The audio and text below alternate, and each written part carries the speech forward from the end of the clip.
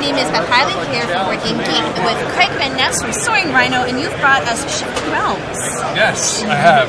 I worked for Hasbro for 20 years and designed games like Heroescape and Queen's Gambit and many other titles. I started a company with my brother called Soaring Rhino. This is our flagship game. We're really excited about it.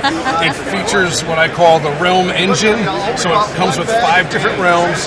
Each realm has its different strategies and synergies that work with each other. Each realm also has structures and story cards that adds to the theme and the strategy and the synergies. The object of the game is to have the most victory points at the end of the game. Each realm ends differently because each realm has a different realm ending objective. And the game's over when 2 of the 3 are obtained. During your turn, you're basically moving your scouts out. These are your scouts to collect resources to build structures, and 3 structures per realm. You're basically trying to put your resources in the right spot so that you can build your structures. And at the same time, you're trying to also get story cards, and there's other themes and strategies per realm that happen. So let's give an example of one of these game-ending cards. Yes, So like you've got Libertalia here.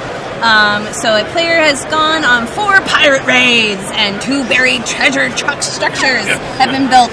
Very thematically appropriate. Yes. Versus, do you have a favorite in here that you No, like they're to... all the same. That's just a reminder of what the game-ending objective is, right? So when someone goes on 4, so to build a pirate ship, you basically need 4 wood, and then you can build a pirate ship. That's right here. There we go. All right. So once you have a pirate ship, you can actually recruit a soldier to that space, and you just flip it down to go on a pirate raid, which gives you 2 victory points, 2 gold, and the choice of any story card. Which, if I can sidebar for a second here, I do want to highlight that you guys have opted for some plastic meeples because they're super detailed. Yes, custom meeples. Yeah. You play the role of the keepers, and that's kind of like their soldiers. So you have soldiers and scouts that go out and get the resources. Now your soldiers protect your scouts too. So you can come in if you want to take over that area. You can recruit some soldiers to the town and move them. That's one of your actions too, is to move. Yep. So then you can kill one of your soldiers, and now this guy goes away, and now you get the resources. But attacking is tough because a lot of times in this type of Euro game, it really is only helping the other people in some cases. But another feature is the dragon, which is fun. So mid-game, you might have a soldier and a scout out here, and maybe you're the blue player, so you can spend an action to draw a card, and hopefully, I got the dragon card. You did, a dragon attack. Right, so the dragon's kind of fun, and it adds to the chaos. So it gets to move 4 spaces, 1, 2, 3, 4, and you can kill any one unit in the space. Now, all players can do this, and what I like about the dragon realm is that it really makes building over here much safer, and mixes it up pretty much. But keep in mind, the next player can then just sort of all right, I'm going to move the dragon right back at you. Now, you guys have a bunch of sort of modular boards here, so this, hence the name. The Shifting Realms. Shifting Realms, It uses the realm engine. What's not seen here is the priest realm and the elf realm, which also have other synergies and strategies. I do love this little spot that says "Dragon starts here." Yes, you can still build there.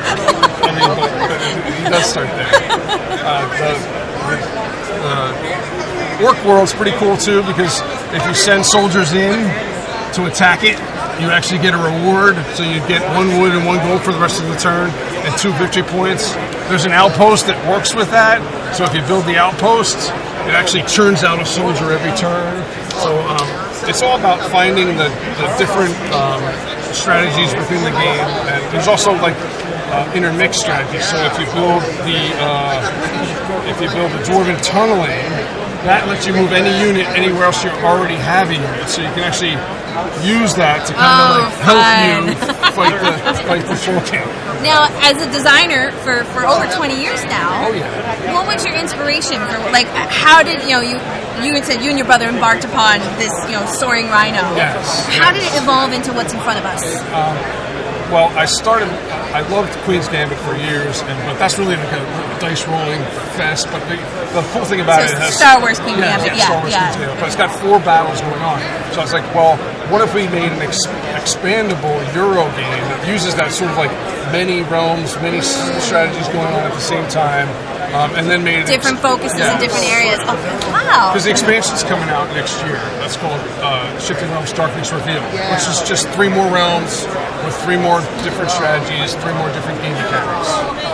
Well, if you guys want to check that out, this is Shifting Realms, which is by the wonderful new Soaring Rhino. And Craig, thank you so much for letting us take a quick sneak peek. Yep. And we're at booth 2961. Oh.